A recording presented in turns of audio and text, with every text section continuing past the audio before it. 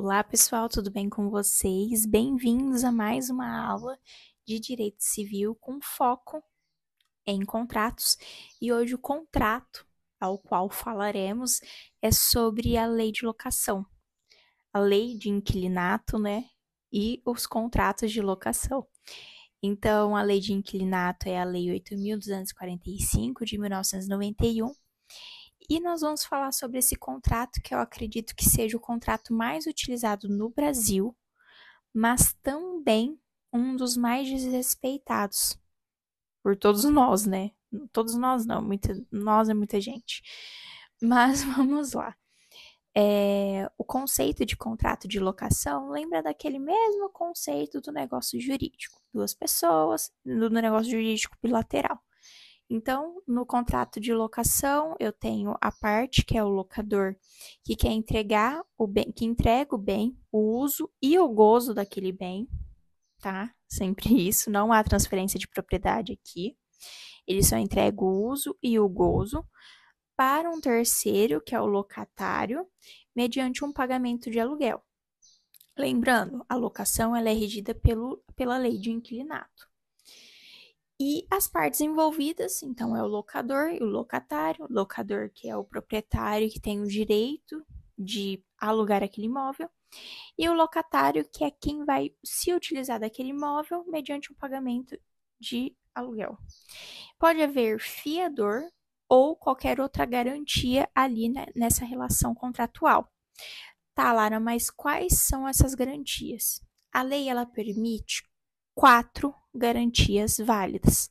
Nós temos a garantia da caução, que é aquele que você faz um depósito. Muitas vezes as pessoas acabam fazendo ali, geralmente, 3 aluguéis, ele faz o depósito de 3 aluguéis. Nós temos o fiador, que também é muito conhecido e muito temido, porque todo mundo fala que não me chame para fiador. Aquela garantia que acaba com a amizade, que acaba com a família. Então a pessoa ela assume a dívida se o locatário não pagar ali os aluguéis. Nós temos o seguro fiança, acredito eu que seja o melhor, assim, de se contratar hoje em dia, que é quando eu pago mensalmente a uma seguradora e a cessão fiduciária de cotas de fundo de investimento. Lembrando que o artigo 37, acho que é o artigo 37, tá? Se eu não me engano, da lei de inquilinato, ele diz que o locador ele não pode exigir mais de uma garantia ao mesmo tempo. Então, se ele se utiliza da garantia da caução, ele não pode virar e falar assim, eu também quero que você me apresente um fiador. Não. Ou é um ou é outro. E quais são os tipos de locação? Nós temos a locação residencial, que é para moradia, a locação não residencial, que é muito utilizado em comércios, empresas, consultórios, e a locação por temporada, que é de até 90 dias. É só lembrar do Airbnb, que ali você aluga aquele apartamento, aquela casa, nas férias ou para fazer um evento, enfim. Muito utilizado nessa parte. Tem alguns direitos e deveres que tanto o locador quanto o locatário devem cumprir. Os direitos e deveres do locador, basicamente, é entregar um imóvel em condições de uso, garantir o uso pacífico, fazer pagamentos de IPTU ou taxas extraordinárias de condomínio, quando assim, óbvio, se ele não passar essa função para o locatário, tá? Responder por defeitos anteriores, enfim. Já o locatário, o dever dele é o quê? De pagar aluguel em dia, os encargos em dia, conservar o imóvel, devolver o imóvel como ele recebeu, permitir vistorias. Então, ambos têm que agir na boa fé, num consenso. Sobre as locações, a gente pode tanto ter uma denúncia e uma renovação do contrato. A locação ela pode ser por um prazo determinado, ou seja, foi estipulado um prazo. Vamos supor que eu fiz a locação vamos supor que eu fiz a locação ali num prazo de 6 meses. Mas ele pode seguir por um prazo indeterminado. Então, vamos supor que passou 6 meses e eu continuei usando o imóvel. Óbvio que com autorização, consentimento do locador. Então, aquele prazo determinado, ele passa a ser um prazo indeterminado.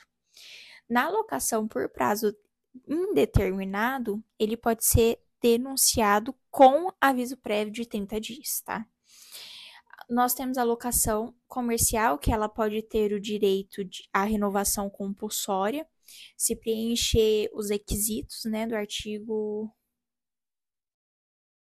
Deixa eu ver aqui, que eu não lembro o número do artigo. Artigo 51 da Lei de Inquilinato, que é o contrato por escrito, com no prazo mínimo de 5 anos e estar no mesmo ramo há pelo menos 3 anos. Ação de despejo é quando o locador pode retornar ao seu imóvel, né? Então, nós temos por falta de pagamento, por descumprimento contratual, por necessidade própria, alocação residencial sem garantia, né? Ou após denúncia cheia, nos casos permitidos. Mas muito cuidado. Não é qualquer motivo que justifique o despejo imediato. A ação ela precisa ser fundamentada e respeitada, e respeitado prazos legais ali.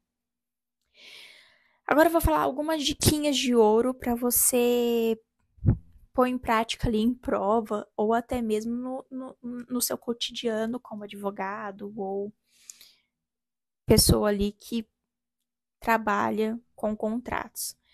Cláusula que transfere despesas extraordinárias do condomínio ao locatário é nula. Fiador continua responsável mesmo após o fim do contrato se houver renovação automática, salvo cláusula em contrário.